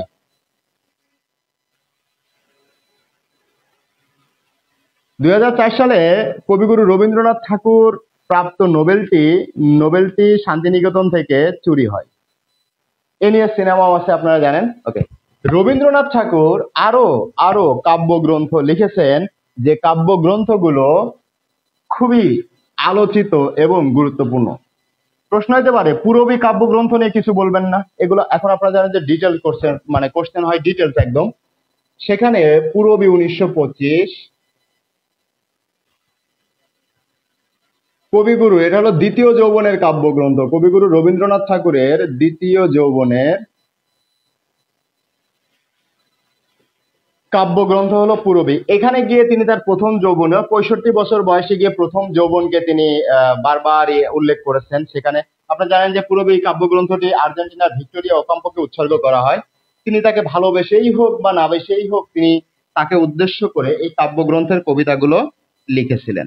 ওকে, সেখানে পূরবী ছাড়াও আছে সেজুতি, সেজুতি আছে, খনিকা আছে। তার জীবদ্দশায় প্রকাশিত শেষ কাব্যগ্রন্থ হলো জন্মদিনে। আর জন্মদিনে কাব্যগ্রন্থের একটি ছোট্ট কবিতা হলো ঐকতান। মনে রাখবেন যে এই জন্মদিনে কাব্যগ্রন্থটি তার জীবদ্দশায় প্রকাশিত শেষ কাব্যগ্রন্থ, এবং ঐকতান হলো সেই কাব্যগ্রন্থের একটি কবিতা যেটা ইন্টারমিডিয়েট সিলেবাসে পাঠ্য ছিল। এইখানে এসে আমাদেরকে কিছু বলতেই হবে। কবিগুরু রবীন্দ্রনাথ ঠাকুরকে নিয়ে তিনি যে এত লেখালেখি করেছেন, এত গল্প উপন্যাস লিখলেন, তারপরেও তাকে নিয়ে বেশ কিছু কথা আছে। যে রবীন্দ্রনাথ জীবনে কোনোদিন নজরুলের মতো করে বিদ্রোহ করে দুটো কথা বলতে পারেন নাই। সমাজের নিম্নবিত্ত খেটে খাওয়া মানুষকে নিয়ে কোনো কথা বলতে পারেন নাই। কেন পারেন নাই? রবীন্দ্রনাথের একটা সংশয় ছিল, একটা ভয়ের জায়গা ছিল, বা একটা তোষামোদের জায়গা ছিল বললে ভালো হয়। এটা হলো ইংরেজ প্রীতি ছিল বললে আরো ভালো হয়। রবীন্দ্রনাথ তার কালান্তর প্রবন্ধে বারবার বলেছেন যে ইংরেজরা শুধু আমাদের থেকে নিয়েই যাননি, আমাদেরকে অনেক কিছু দিয়ে গেছেন। সে দিয়ে যাওয়া কি? 1800 সালে ফোর্ট উইলিয়াম কলেজ, তৎপরবর্তী সময়ে ছাপাখানা, বাংলা গ্রন্থাদি, বাংলা সাহিত্য ভান্ডারের সাহিত্য রচনার ক্ষেত্রে গদ্যের বিকাশ। এক কথায় শিল্প, কলকারখানা, আধুনিকে যে আজকে আমরা যে স্মার্ট জীবনযাপন করছি, আধুনিক জীবনযাপন করছি, এর অনেক কিছুই আমরা ইংরেজদের থেকে পেয়েছি। এজন্য রবীন্দ্রনাথ ইংরেজদের প্রতি একটু প্রীতিও রেখেছিলেন। এই সম্প্রীতির কারণেই হোক, তোষামোদের কারণেই হোক, কোনোদিন ইংরেজদের বিরুদ্ধে দাঁড়িয়ে কথা বলেন নাই। দেশীয় শোষকদের বিরুদ্ধে কি রবীন্দ্রনাথ কথা বলেছিলেন? না, সেখানেও রবীন্দ্রনাথের সুর অনেকটাই নমনীয় ছিল। এজন্য আমরা বলি রবীন্দ্রনাথ বিদ্রোহের ব্যাপারে বরাবরই নমনীয় ছিলেন।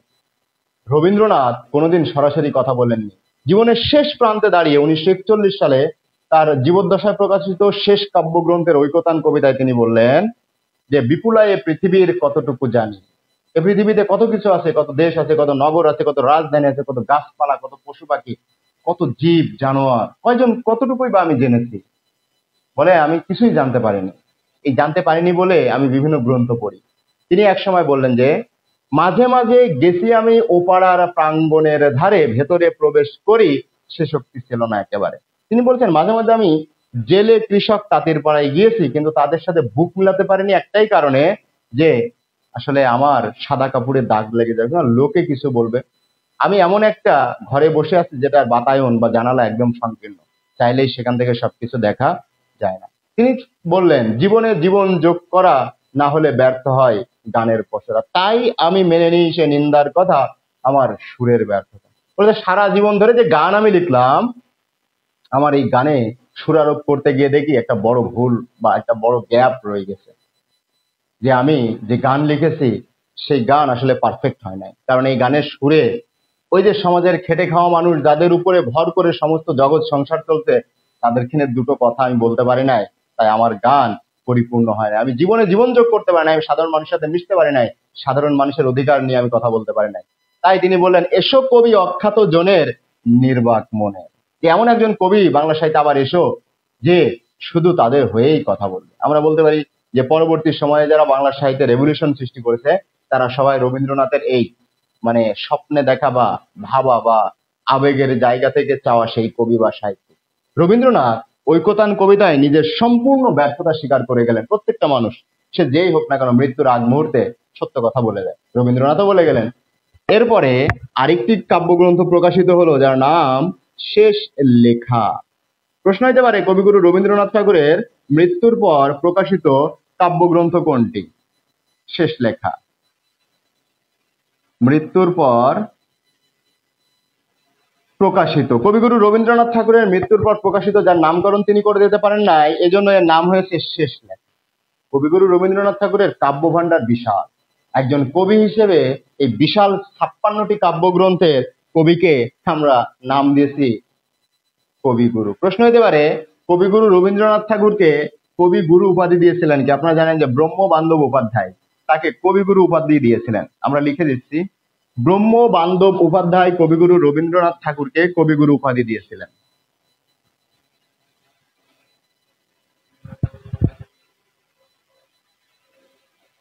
ব্রহ্ম বান্ধব উপাধ্যায় তাকে কবিগুরু উপাধি প্রদান করেন। এই ব্রহ্মবান্ধব উপাধ্যায় তাকে কবিগুরু উপাধি প্রদান করলেন বা বিশ্বকবি। এরপরে আমাদের আরেকটি প্রশ্নের জায়গা এখানে, উপন্যাস। কবিগুরু রবীন্দ্রনাথ ঠাকুরের উপন্যাসের সংখ্যা কয়টি? আমরা জানি যে তিনি 12টি আছে, কোথাও 13টি, এক্সাক্ট 12টি। কবিগুরু রবীন্দ্রনাথ ঠাকুরের উপন্যাসের মধ্যে বউ ঠাকুরানীর হাট খুবই বিখ্যাত। আপনারা জানেন যে চোখের বালি 1903 খুবই বিখ্যাত একটি উপন্যাস, যেখানে চতুর্মাত্রিক প্রেম কাহিনী আছে এবং বাংলা সাহিত্যের সর্বপ্রথম মনস্তাত্ত্বিক উপন্যাস এই চোখের বালি। আছে চতুরঙ্গ, আছে মালঞ্চ। কবিগুরু রবীন্দ্রনাথ ঠাকুরের বিখ্যাত উপন্যাস ঘরে বাইরে এবং আরেকটি বিখ্যাত উপন্যাস যোগাযোগ। এবং বউ হারিয়ে গেলেও যে বউ পাওয়া যায়, বউ যে বদল হইলেও বউ পাওয়া যায়, রবীন্দ্রনাথ দেখাই গেছেন এক জীবনে তার নৌকাডুবি উপন্যাসে। এগুলো রবীন্দ্রনাথ ঠাকুর রচিত বিখ্যাত উপন্যাস। এখন আপনারা যারা সাথে আছেন, আজকে যেহেতু আমার প্রথম ক্লাস, আমার জানা নাই আপনাদের ক্লাস কেমন লাগছে এবং আসলে আপনারা আমার ক্লাস বুঝতে পারছেন কিনা। যদিও বাংলা সাহিত্যের একজন টপ রাইটারকে নিয়ে আমরা আলোচনা করার চেষ্টা করছি, তো সেক্ষেত্রে আমি আপনাদেরকে আমার জায়গা থেকে সর্বোচ্চটা দেওয়ার চেষ্টা করছি। ইনশাআল্লাহ চেষ্টা করব যে আরো ভালো কিছু দেওয়া যায় কিনা। আবার বলছি, রবীন্দ্রনাথ ঠাকুরের উপন্যাসের মধ্যে বউ ঠাকুরানীর হাট, চোখের বালি, চতুরঙ্গ, মালঞ্চ, ঘরে বাইরে, যোগাযোগ, নৌকাডুবি অন্যতম। তিনি লিখেছিলেন অনেকগুলো নাটক, যার শুরু হয়েছিল বাল্মীকি প্রতিভা দিয়ে। 1881 সালে তিনি লিখলেন ডাকঘর। তারপরে সবচেয়ে বড় যে বিসর্জন, এই বিসর্জনে অপর্ণা চরিত্র সৃষ্টি করলেন, জয়সিংহ রঘুপতি চরিত্র সৃষ্টি করলেন। আপনাদের একটা প্রশ্ন হয় যে কবিগুরু রবীন্দ্রনাথ ঠাকুর কয়টি চরিত্রে বা কোন কোন নাটকের কোন চরিত্রে অভিনয় করেছিলেন? এখানে বিসর্জন নাটকের রঘুপতি এবং জয়সিংহ দুইটি চরিত্রে তিনি অভিনয় করেছিলেন। ডাকঘর, বিসর্জন, অচলায়তন, অচলায়তন, তাসের দেশ, তারপরে রাজা, রক্ত করবী, বসন্ত। প্রশ্ন হতে পারে কবিগুরু রবীন্দ্রনাথ ঠাকুর এবং নজরুলকে নিয়ে দুইটা কথা বললেন না? নজরুল যখন কারাগারে আনন্দময়ীর আগমনে কবিতা লেখার কারণে, নট বিদ্রোহী, আনন্দময়ীর আগমনে কবিতা লেখার কারণে যখন তিনি কারাগারে, তখন রবীন্দ্রনাথ নজরুলকে একটি পত্র লিখেছিলেন। যখন নজরুল অনশনে আছেন, যে আমৃত্যু অনশন, মৃত্যুর আগ পর্যন্ত আমি অনশন করব, এই জন্য যে রাজবন্দীদের নিঃশর্তে মুক্তি দিতে হবে। সেই সময় রবীন্দ্রনাথ নজরুলকে একটি পত্র লিখে বললেন, our literature claims you, you should break up hunger strike. ওহে কবি, ও তরুণের ও তারুণ্যের কবি ও নতুনের কবি, আমি তোমাকে কবি স্বীকৃতি দিলাম, তুমি তোমার এই অনশন ভেঙে ফেলো, বাংলা সাহিত্যকে দেওয়ার মতো তোমার ভান্ডারের যথেষ্ট কিছু। যখন রবীন্দ্রনাথ নজরুলকে কবি স্বীকৃতি দিলেন, তখন কবিগুরুর ভক্তকুল বলে উঠল, ওহে মহাকবি, ওহে কবি, আপনি একই কাজ করলেন। একজন অখ্যাত কুখ্যাত, যার কবিতায় শুধু অস্ত্রের ঝনঝনানি, তাকে আপনি কবি স্বীকৃতি দিলেন। তখন রবীন্দ্রনাথ বলেছিলেন, আজকে যদি আমার যৌবন থাকতো তাহলে আমার কবিতায়ও এইরকম অস্ত্রের ঝনঝনানি বাজত। রবীন্দ্রনাথ ডিরেক্টলি নজরুলকে কবি স্বীকৃতি দিয়ে দিলেন। নজরুল তখন আনন্দে উল্লসিত হয়ে কারাগারে বসেই লিখে ফেললেন, আজই সৃষ্টি সুখের উল্লাসে মোর প্রাণ হাসে। তিনি এই কবিতা লিখে ফেললেন, যেটিকে পরবর্তীতে তিনি গানে রূপ দিয়েছিলেন। রবীন্দ্রনাথ ভালোবেসে নজরুলকে বসন্ত নাটক উৎসর্গ করেছিলেন, আর নজরুল রবীন্দ্রনাথকে করেছিলেন তার সঞ্চিতা কাব্যগ্রন্থ উৎসর্গ, শ্রেষ্ঠ কবিতা সমগ্র সঞ্চিতা। এখন সঞ্চিতা যদি নজরুল রবীন্দ্রনাথকে দেন, তাহলে নজরুলকে রবীন্দ্রনাথ দিয়েছিলেন বসন্ত নাটক। এখন অনেকেই বলবেন তাহলে সঞ্চয়িতা কার? সঞ্চয়িতা হলো কবিগুরু রবীন্দ্রনাথ ঠাকুরের শ্রেষ্ঠ কবিতার সংকলন। সঞ্চয়িতা রবীন্দ্রনাথ কবিগুরু, আর সঞ্চিতা কাজী নজরুল ইসলাম। ওকে, এতগুলো নাটক লেখার পরে এখন অনেকেই বলতে পারে যে কবিগুরু রবীন্দ্রনাথ ঠাকুরের একটি নাটক আছে যাকে কৌতুক নাটক বলে। সেই নাটকটি কি? বৈকুণ্ঠের খাতা। এই বৈকুণ্ঠের খাতা হলো তার কৌতুক নাটক। আপনারা দেখছেন 56টি কাব্যগ্রন্থ, প্রায় 12টি থেকে 13টি উপন্যাস, একগাদা নাটক লিখে রবীন্দ্রনাথ কিন্তু বাংলা সাহিত্যকে আরো বড় করে তুলছেন। এছাড়া রবীন্দ্রনাথের প্রবন্ধ সাহিত্য আছে, বিবিধ প্রসঙ্গ থেকে শুরু করে বিচিত্র প্রবন্ধ থেকে শুরু করে কালান্তর, সভ্যতার সংকট, এগুলো রবীন্দ্রনাথ ঠাকুর রচিত বিখ্যাত প্রবন্ধ গ্রন্থ। রবীন্দ্রনাথ যেখানে তার সাহিত্য প্রতিভার সফল এবং সর্বোচ্চ প্রয়াস বা রূপায়ণ ঘটিয়ে গিয়েছিলেন, সেই জায়গাটির নাম হলো বাংলার ছোট গল্প। এই ছোট গল্প নিয়ে অনেক কথা আছে। আপনারা জানেন যে গল্পগুচ্ছ তার শ্রেষ্ঠ ছোট গল্পের সংকলন। এই গল্পগুচ্ছে অনেকগুলো গল্প আছে। প্রশ্ন হতে পারে রবীন্দ্রনাথের কয়েকটি বিখ্যাত গল্পের নাম বলেন। তো আমি শুরু করব সমাপ্তি দিয়ে, মন খারাপ হইলে আপনারা পড়তে পারেন। সমাপ্তি, হৈমন্তী, দেনা পাওনা এবং অপরিচিতা। বিশেষ করে রবীন্দ্র ছোট গল্পের আলোচনায় এই তিনটি গল্পে একই সুর এসেছে, যে সুর হলো সমাজের পণ প্রথা, যৌতুক প্রথা, বাল্য বিবাহ, বহু বিবাহ। আপনারা জানেন যে রবীন্দ্রনাথের জীবনে দুঃখ কষ্ট কত। ওই যে ভবতারিণী দেবীকে বিয়ে করেছিলেন, পরবর্তীতে ভালোবেসে তার নামও পাল্টে দিলেন। আমি তোমাকে ভবতারিণী দেবী নামে ডাকতে পারবো না, আজকে থেকে তোমাকে আমি মৃণালিনী ডাকবো। আহা, কাদম্বরীকে ভুলে গিয়ে কি সুন্দর করে মৃণালিনী ডাকা। এই মৃণালিনী ও একসময় রবীন্দ্রনাথের কাছে হয়তো অবজ্ঞার বস্তু হয়েছিলেন। কাদম্বরীর শোকে যখন রবীন্দ্রনাথ একদম মুষড়ে পড়েছেন, তখন মৃণালিনী প্রথম যে ভালোবাসা রবীন্দ্রনাথের থেকে পেয়েছিলেন, সেটি থেকে উপকৃত হওয়ায় 2 সন্তান এবং 2 পুত্র এবং 3 কন্যার জননী এই মৃণালিনী দেবী 1902 সালে খুব আর্লি এজে মারা যান। রবীন্দ্রনাথ মাত্র 41 বছর বয়সে হয়ে যান মহা একা। এই একাকিত্ব নিয়েই 1941 সাল পর্যন্ত তিনি এই 80 বছরের জীবদ্দশায় 39 বছর একা থেকেছিলেন। এখন প্রেম কয়টা করেছিলেন আর কয়জনের সাথে রংঢং করেছিলেন এ বিষয় মুখ্য নয়, মুখ্য হলো সামাজিক স্বীকৃতির জায়গা থেকে রবীন্দ্রনাথকে 39টা বছর একাকিত্ব নিয়ে চলতে হয়েছিল, যেখানে তার 2 পুত্র অকাল প্রয়াণ এবং 3 কন্যার মধ্যে ওই যে বললাম আর্জেন্টিনায় যখন নওগাঁয় যখন কৃষি ব্যাংক স্থাপন করেন, তখন এক জামাইকে পাঠিয়েছিলেন উচ্চ শিক্ষার জন্য, পড়ালেখার জন্য আর্জেন্টিনায়। জামাই ওখানে যে লিখে 2 দিন পর পর, টাকা নাই টাকা চাই, এটি শ্বশুর বাপ।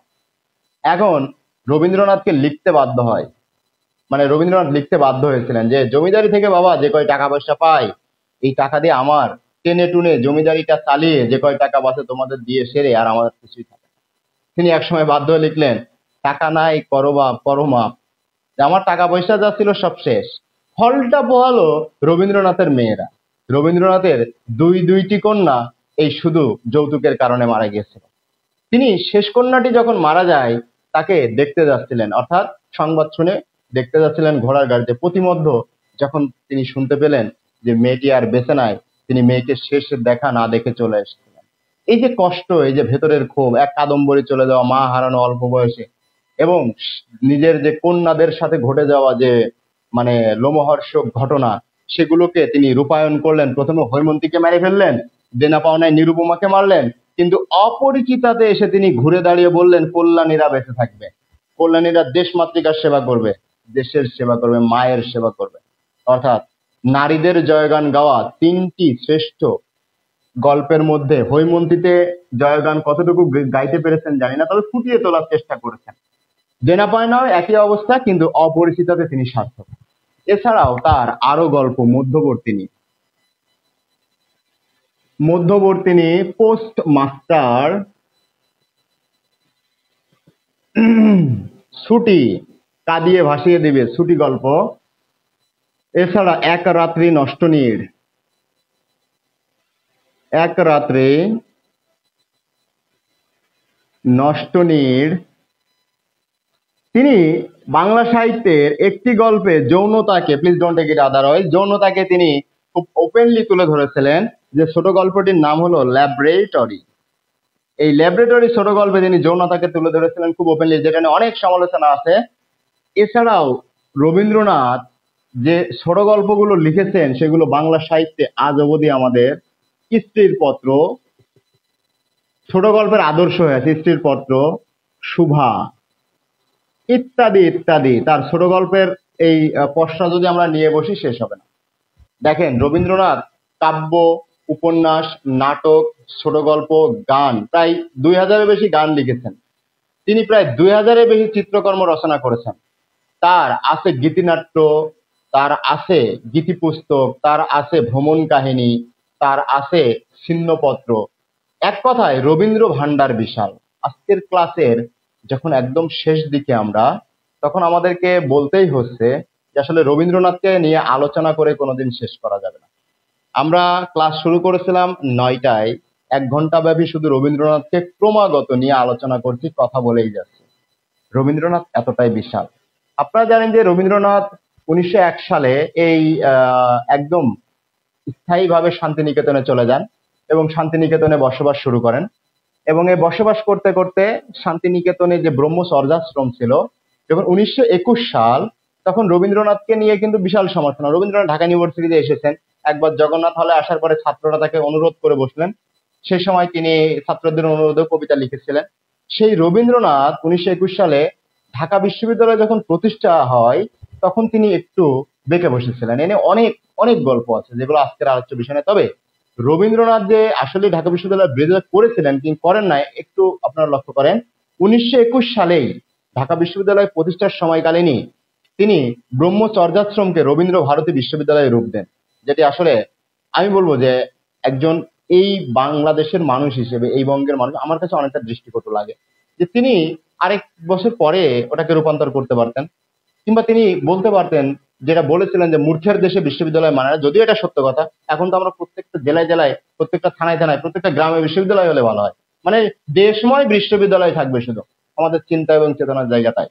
সেখান থেকে রবীন্দ্রনাথ কতটুকু ঢাকা বিশ্ববিদ্যালয়ের বিরোধিতা করেছিলেন জানি না, তবে 1921 সালেই ব্রহ্মচর্যাশ্রমকে তিনি রূপান্তর করেছিলেন রবীন্দ্র ভারতী বিশ্ববিদ্যালয়।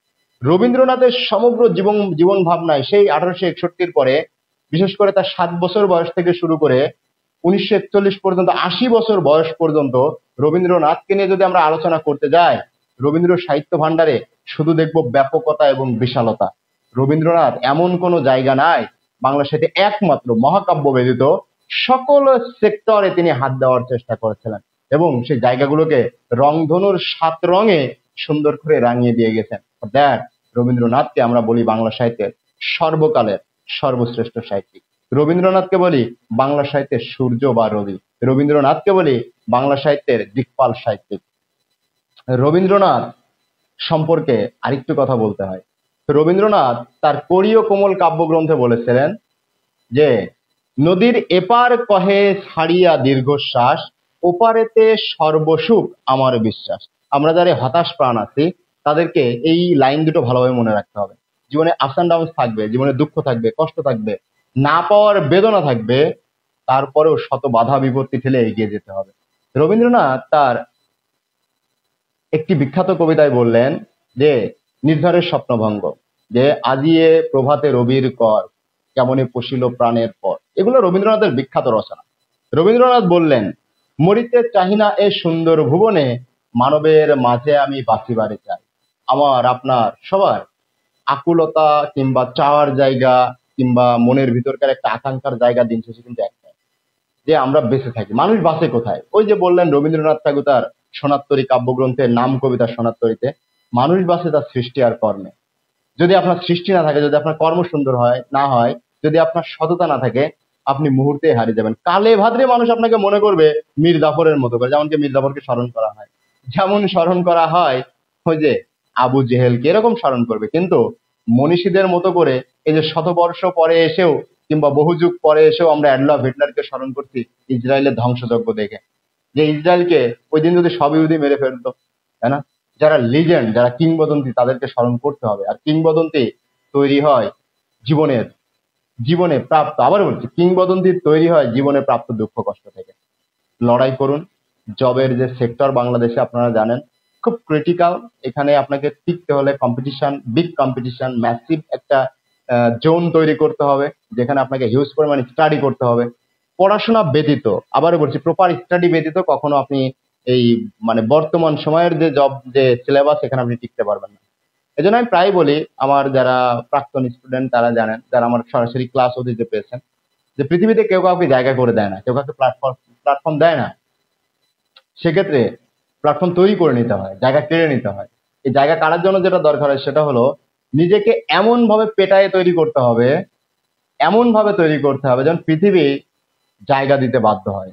আর আপনার জায়গাটুকু কেড়ে নিতে গেলেও যেন পৃথিবীকে শতবার ভাবতে হয় যে আমি এমন একটা লোকের জায়গা কেড়ে নিচ্ছি যে পারফেক্ট একটা মানুষ। সুতরাং আমার আপনার মানে সবারই চাওয়া থাকবে দিন শেষে একটাই, আপনাদের সবার কাছে আমি এটুকুই বলবো যে আপনারা যারা আজকে যুক্ত আছেন, নিজেকে তৈরি করেন।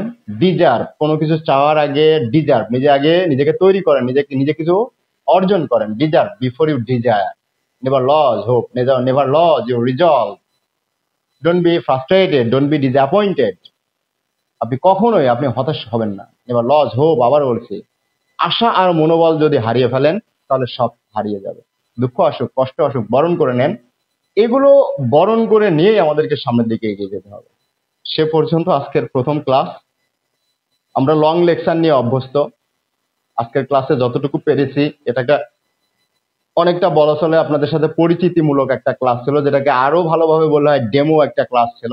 আমরা নেক্সট টাইম শিডিউল সাজিয়ে আমরা শিডিউল ভিত্তিক ক্লাস নেওয়ার চেষ্টা করব। বাংলা সাহিত্য এবং বাংলা ব্যাকরণ থেকে আপনাদেরকে ক্লাস সার্ভ করবো ইনশাল্লাহ। এতক্ষণ ধরে বকবাগানিতে আমি আপনাদের সাথে ছিলাম মোহাম্মদ আসাদুজ্জামান, BA সম্মান MA, বাংলা বিভাগ, ঢাকা বিশ্ববিদ্যালয়। বিভিন্ন প্রতিষ্ঠানে চাকরি করেছি, আর লাস্ট চাকরি করে এসেছি কুষ্টিয়া পুলিশ লাইন্স কলেজে।